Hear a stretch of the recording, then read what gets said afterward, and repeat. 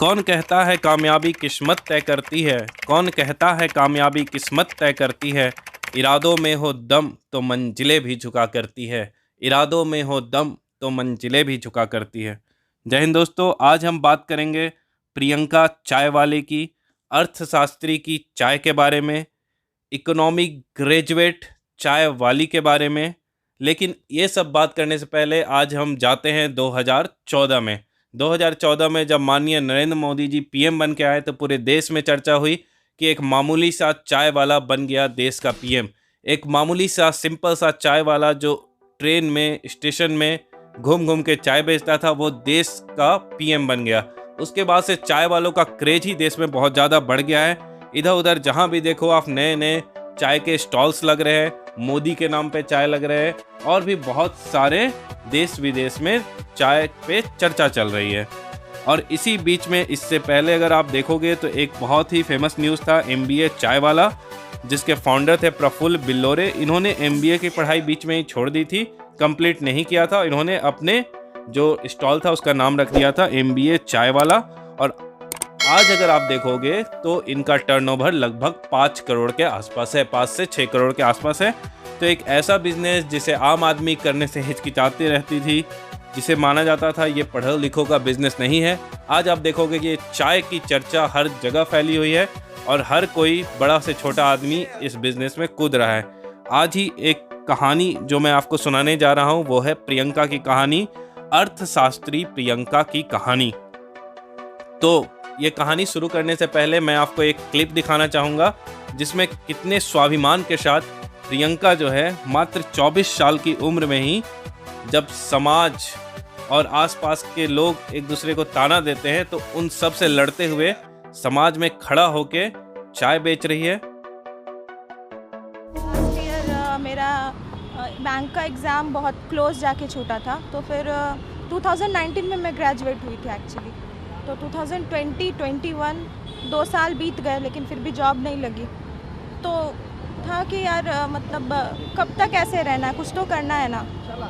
Unemployed होने से अच्छा है कि कुछ छोटा ही स्टार्टअप कर लिया जाए। तो देन मैंने ना इंटरनेट पे मैंने प्रफुल्ल बिल्लोरे का कुछ वीडियोस देखा। तो मैं बहुत क्यूरियस थी उनके बारे में जानने के, आखिर वो बंदा है कौन मतलब।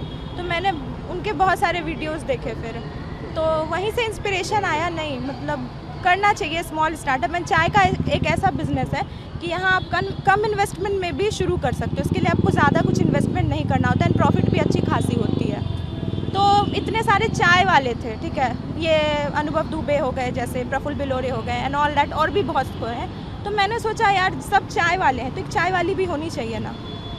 तो देन आई थॉट कि या आई शुड डू दिस, मुझे ये करना था। तो मैंने अपने पेरेंट्स को डायरेक्टली तो बोल नहीं सकती थी, तो मैंने बोला कि पापा पटना जा रही हूँ, वहीं पे बैंक के एग्ज़ाम की तैयारी करूँगी। और तो पापा ने बोला ठीक है जाओ करो पढ़ो। और फिर तो मैं जब से पटना आई 30 जनवरी को आई थी मैं, इसी साल। हाँ इसी साल, घर से ये बोल के कि ठीक है हम पढ़ाई लिखाई करने जा रहे हैं, लेकिन माइंड सेट था कि पटना जा रहे हैं तो चाय का दुकान खोलना ही खोलना है, चाहे कुछ भी हो जाए, कुछ भी हो जाए, I will handle that, but मैं ये करके ही रहूँगी। आई थी अकेले, कुछ आइडिया नहीं था कैसे करना, बस इतना पता था करना है।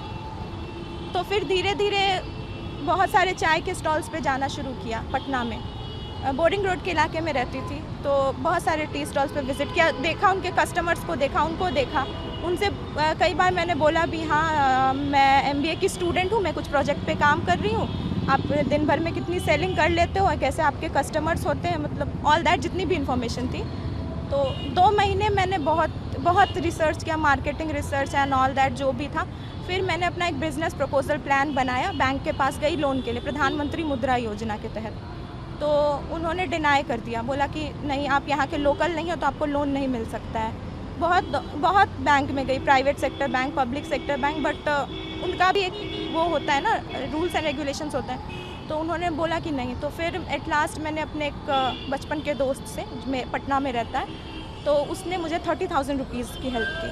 एंड मैंने बोला कि ठीक है मैं तो उसको बहुत जल्दी वापस कर दूँगी। तो वो बोला, तो उसने हेल्प करी एंड फिर मैंने अपना सारा जो था स्टार्ट किया। कितने तारीख को आपने शुरुआत की? 11th of April। कैसा रिस्पॉन्स है? मेरे यहाँ पे सब हमको बहुत सपोर्ट करते हैं एक्चुअली। कस्टमर्स का भी सपोर्ट अच्छा रहा, स्टूडेंट का भी। मैंने ये स्पॉट इसीलिए चुना क्योंकि मैंने बहुत ऑब्जर्व किया यार कहाँ लगाया जाए चाय का ठेला। तो मैंने सोचा यहाँ पे बहुत भीड़ होती है, लेकिन यहाँ ना चाय का दुकान था नहीं, तो ये मेरे लिए बहुत अच्छी अपॉर्चुनिटी थी।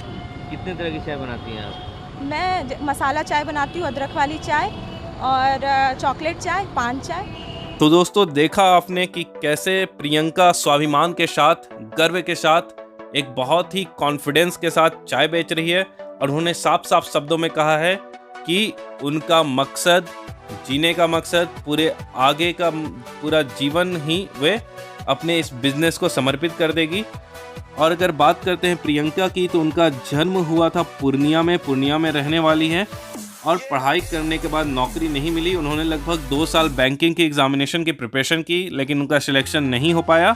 तब उन्होंने बोला कि अब मैं घर वालों पे बोझ नहीं बनूंगी, और जाके उन्होंने चाय की स्टॉल खोल दी। इससे पहले अगर बात करें तो उन्होंने वाराणसी, बनारस से अर्थशास्त्र में किया है स्नातक।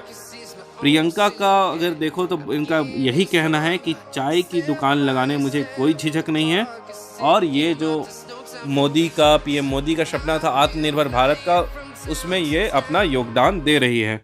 और इनका जो मुख्य जो ग्राहक हैं वे स्टूडेंट ही हैं। लेकिन अब जिस तरह देखा जा रहा है, इनको मीडिया अटेंशन मिल रहा है, इनका वीडियो वायरल हो रहा, तो आसपास के जितने लोग हैं वे भी धीरे धीरे इनके टी स्टॉल पे आ रहे हैं और भीड़ बढ़ती ही जा रही है। अगर टी की बात किया जाए तो वहाँ एक नॉर्मल टी मिलता है, फिर मसाला वाला चाय मिलेगा आपको, स्पेशल पान वाला चाय मिलेगा, फिर चॉकलेट चाय मिलेगा, टोस्ट मिलेगा। और इसके साथ भी उन्होंने बोला है कि जैसे जैसे उनका बिजनेस आगे बढ़ता जाएगा वे और भी बहुत ही वैरायटीज़ को रखेंगी। और उनका पूरा का पूरा जो इंस्पिरेशन है वे हैं MBA चाय वाला के जो फाउंडर हैं प्रफुल्ल बिलोरे।